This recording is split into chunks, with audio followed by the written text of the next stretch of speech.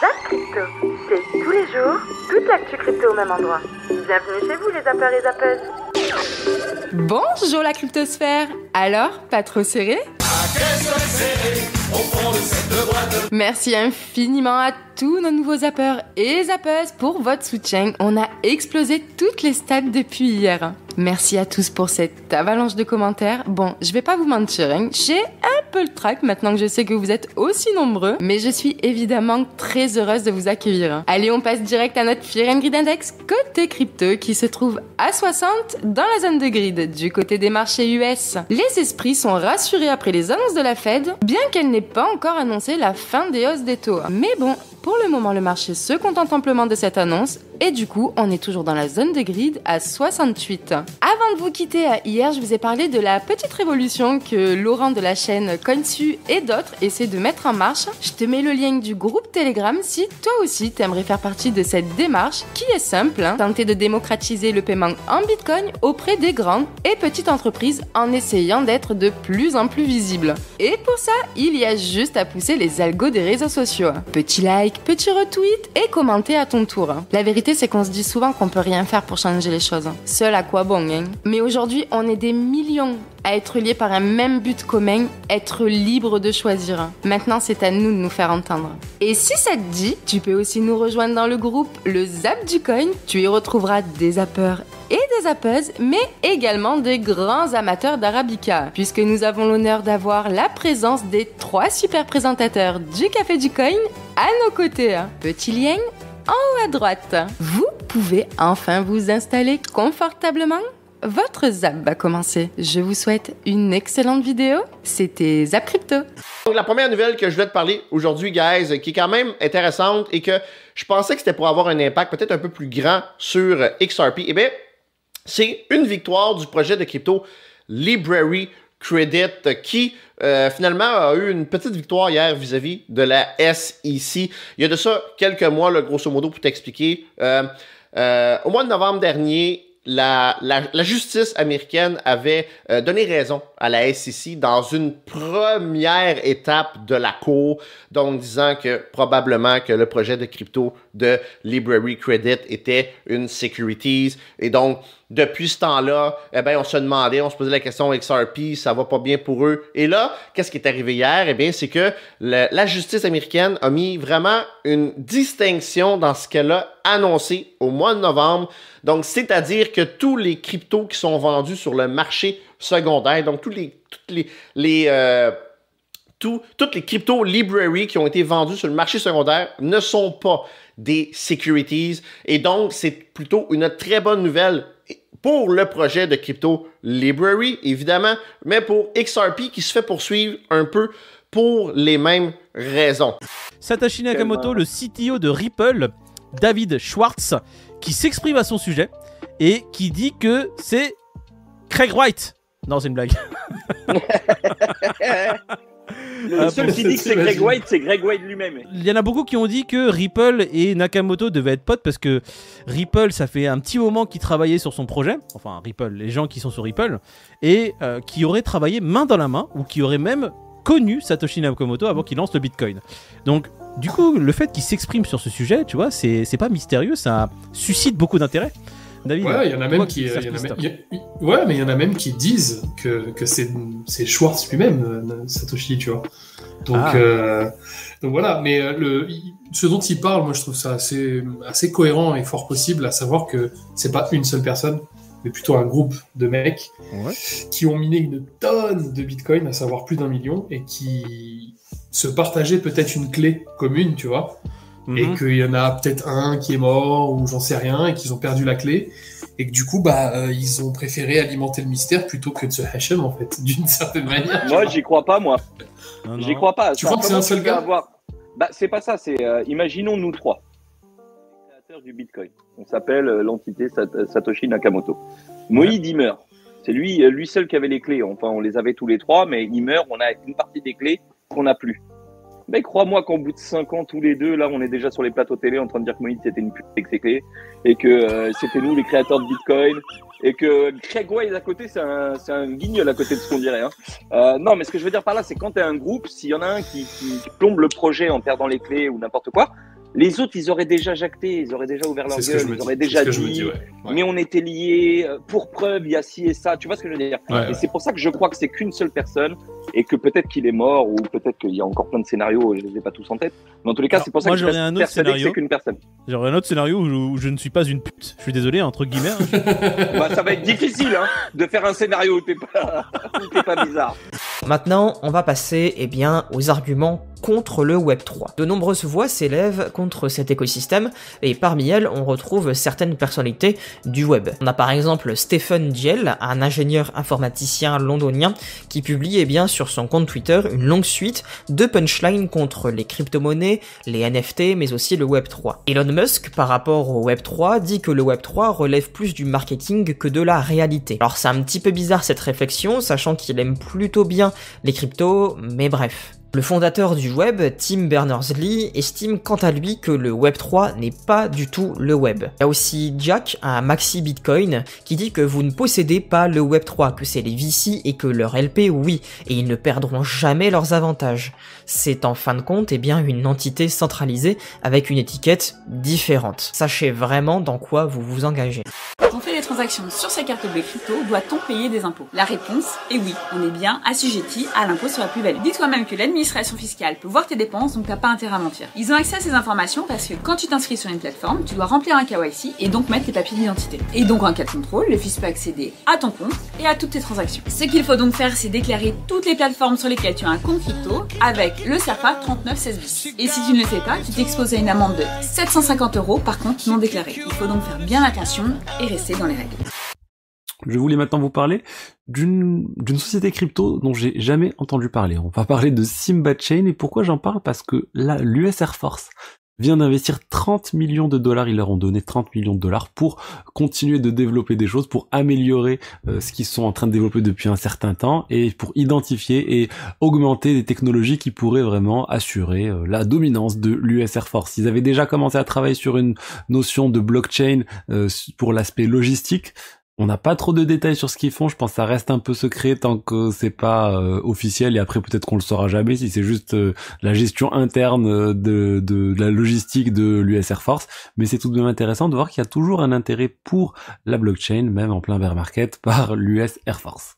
D'abord, parlons de BlackRock. Alors BlackRock, c'est avant tout la plus grande société de gestion d'actifs de la planète. Il détient des actions, des entreprises, des biens et une tonne d'autres choses. Le but principal, très simple, faire de l'argent, générer des bénéfices pour eux-mêmes et pour les actionnaires. Ils possèdent une partie de presque tout, et quand je dis tout, je pense vraiment à tout. Je t'explique. Déjà, rien qu'en France, BlackRock, c'est 200 milliards d'actifs. Et dans le monde, c'est presque 9000 milliards d'actifs. Et 9000 milliards, c'est beaucoup, ça tu le sais, mais 9 000 milliards, c'est 3 fois le PIB de la France. Aux États-Unis par exemple, là vous avez les 7 plus grandes banques aux États-Unis. À qui appartiennent ces banques ? Eh bien, d'une manière ou d'une autre, BlackRock est soit le plus gros, soit l'un des plus gros actionnaires de l'ensemble de ces 7 banques. Même si BlackRock ne publie pas de liste exhaustive de tous ses investissements, on est en capacité de dire que BlackRock a des investissements dans les secteurs clés de l'économie française tels que l'énergie, les services financiers, les technologies de l'information et les médias. On a du Air Liquide, Bouygues, Publicis, Legrand, Safran, Thales, Engie, L'Oréal et bien d'autres. Par exemple, BlackRock détient des actions dans les 4 plus grandes banques australiennes et est le principal actionnaire de toutes ces banques. En Allemagne, il possède une partie de la Deutsche Bank, la Commerzbank, ainsi qu'une grande partie du système postal allemand. Au Royaume-Uni, il est le plus gros actionnaire de la Lloyds Banks. En fait, c'est très simple. Il n'y a presque aucun pays où BlackRock ne possède pas d'actions dans au moins une institution financière ou une banque. Peu importe où vous placez votre argent, d'une manière ou d'une autre, il croisera le chemin de BlackRock. Pour vraiment vous montrer la portée de BlackRock, ne regardez pas seulement directement ce qu'il possède. Regardez aussi ce qu'il possède par association. BlackRock détient une participation dans de nombreuses sociétés d'investissement et banques d'investissement à travers le monde. Ensuite, c'est toujours pareil par rapport à l'adoption, ça s'accélère. HSBC, qui est l'une des plus grosses banques au monde, au-delà des grosses banques US, c'est une banque anglaise qui annonce qu'ils vont rentrer entre lesquels ils sont en train de rechercher un directeur des cryptos globalement, et c'est une très bonne nouvelle. Ça veut dire que vraiment il y a une adoption, et on voit que les grosses structures bancaires, comme on l'a vu aux États-Unis en 2022, commencent à recruter des gens pour se développer tout simplement dans ce monde-là, dans la tokenisation, dans tout ce qui est crypto-monnaie, les crypto-actifs. Donc c'est aussi une très très bonne nouvelle. On a des gros poissons qui rentrent dans le marché, qui s'y intéressent en tout cas pour leur business. Un gestionnaire d'actifs allemand qui gère 360 milliards d'euros, qui veut s'intéresser, qui s'intéresse aux cryptos. Donc je trouve ça vraiment très très bien. Euro numérique, la BCE envisage la création d'une appli de paiement. Bon, ça c'est pour l'euro numérique, hein, c'est pour l'euro qui sera l'euro numérique, ce sera contrôlé, ce sera quelque chose de contrôlé, hein, ce sera pas de la DeFi, ce sera pas de la finance décentralisée, hein, on l'a bien compris, hein, mais bon, écoutez, tout ça, ça avance, on va voir au fur et à mesure un petit peu comment on peut soit être mangé, soit réussir à résister à tout ça et à avancer. Je pense qu'on va résister à beaucoup de choses et on va avancer. En tout cas, c'est bien que tout soit dans le sens du numérique, hein. De toute façon, ça, entre nous, ça coule de source, hein. Entre ce qui a été inventé dans le passé et la manière dont on vit aujourd'hui et tout, c'est normal qu'on passe au numérique complètement pour beaucoup de choses. Sans surprise, la Réserve fédérale américaine nous a annoncé une hausse supplémentaire de 25 points de base de son taux directeur, ce qui le porte à 4,75%. Il s'agit d'une 8e hausse consécutive qui est toutefois plus petite que les 5 dernières, dont 4 de 75 points de base et une de 50 points de base. En plus de monter son taux directeur, la Fed continue de réduire son bilan financier. Malgré la réduction de l'ampleur des hausses, la Fed anticipe toujours que de nouvelles hausses de taux directeur devront être introduites pour que la stabilité des prix soit rétablie. Rappelez-vous que les prévisions du FOMC lors de la dernière mise à jour économique de décembre dernier étaient pour un taux directeur terminal de 5,1% pour 2023. Donc, il resterait probablement 1 à 2 hausses de 25 points de base à introduire avant que la Fed prenne une pause officielle dans l'augmentation de son taux directeur. Déjà, une réduction de l'ampleur de la hausse nous indique que nous nous rapprochons de ce pivot.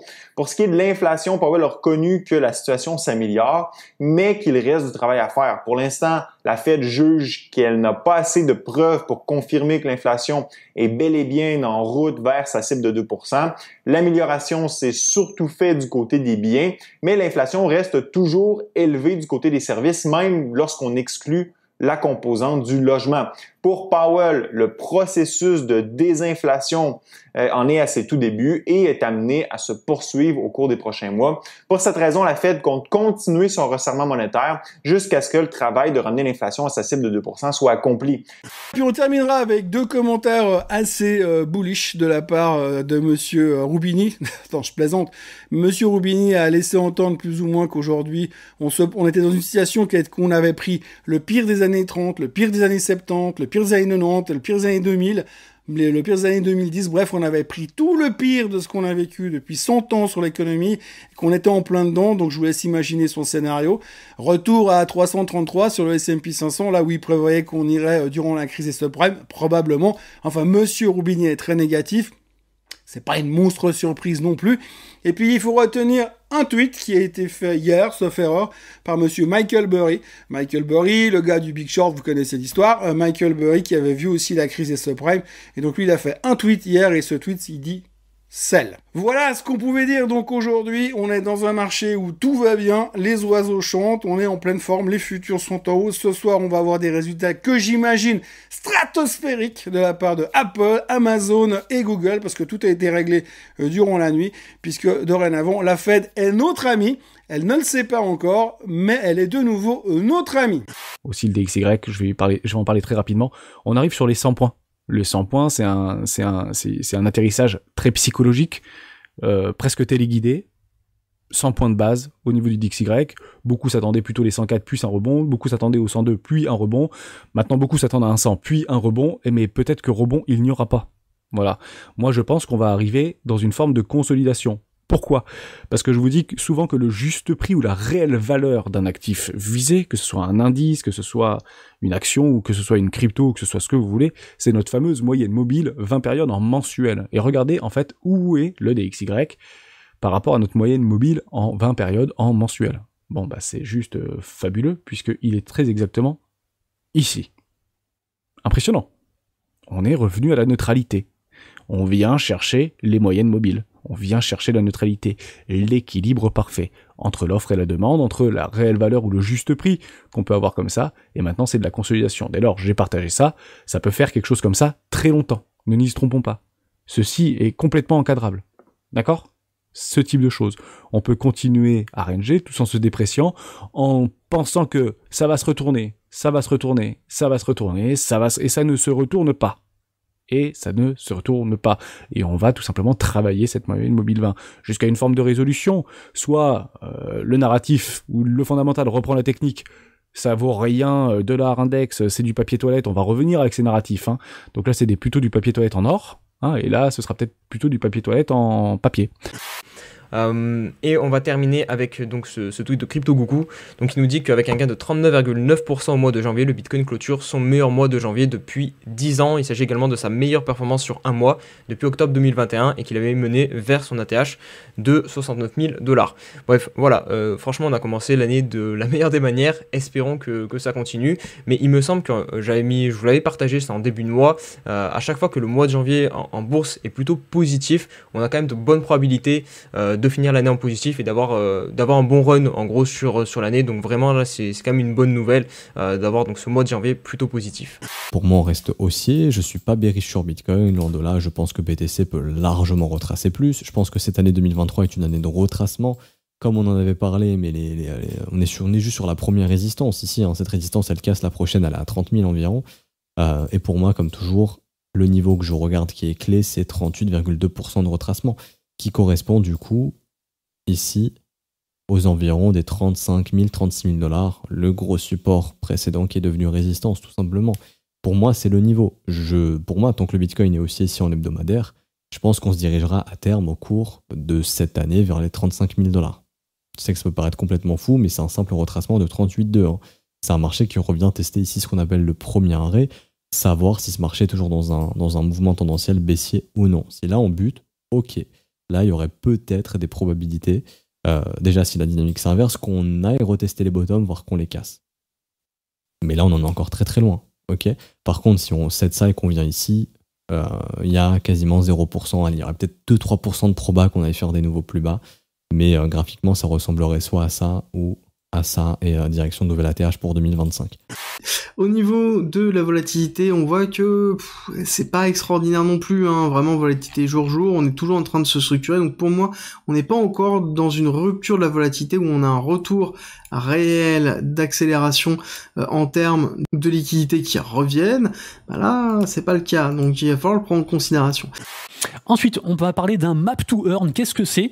C'est intéressant. En fait, c'est le constat, c'est quoi ? C'est un peu dans la suite des move to earn, flip to earn, sex to earn, tout ce que vous voulez. Là, c'est un map to earn.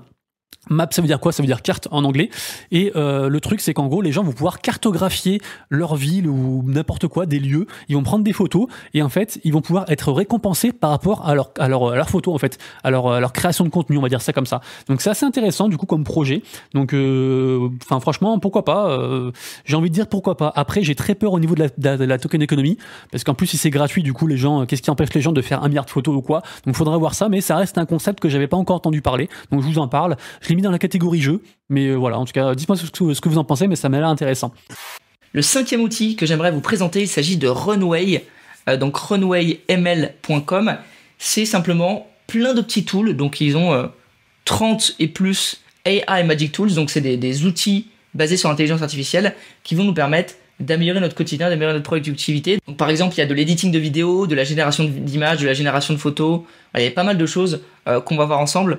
Donc là, il présente un petit peu quelle est la capacité un petit peu de leur outil. Donc on peut créer des images infinies, on peut enlever le background, on peut écrire sur des images, on peut générer des images avec simplement des mots. Il y a énormément de choses qui sont possibles. Donc on peut s'inscrire entièrement gratuitement et on va arriver sur cette page ici. Donc on clique sur AI Magic Tool sur la gauche et ici on va voir plein d'outils qui sont disponibles grâce à l'intelligence artificielle. Donc par exemple, on peut générer un portrait, on peut générer un animal à partir de customisé, on peut créer d'autres types d'images, on peut enlever un arrière-plan, donc un background, on peut faire qu'un texte devienne une image, on peut faire image to image, infinite image, on peut faire qu'une image devienne une vidéo, On peut enlever un objet et le remplacer par un autre objet. Donc en fait, on peut faire énormément de choses grâce à l'intelligence artificielle. Donc c'est un peu une suite d'outils qui nous permettent d'accélérer notre quotidien, d'améliorer notre quotidien grâce à l'IA. Donc là, ça permet effectivement de gagner du temps et aussi de gagner de l'argent parce que potentiellement, peut-être qu'on aurait habituellement payé des prestataires pour faire ça. Et bien aujourd'hui, c'est possible de le faire en quelques clics. Donc je vous laisse vous aventurer un petit peu là-dedans s'il y a des choses qui vous intéressent. Mais c'est une suite d'outils qui est vraiment assez cool. Tu n'es pas rassasié, retrouve à gauche le Zap Crypto de la veille et à droite le Zap Crypto de l'année dernière, jour pour jour. Tu as trouvé une ou plusieurs actus intéressantes? Fais-le moi savoir en commentaire.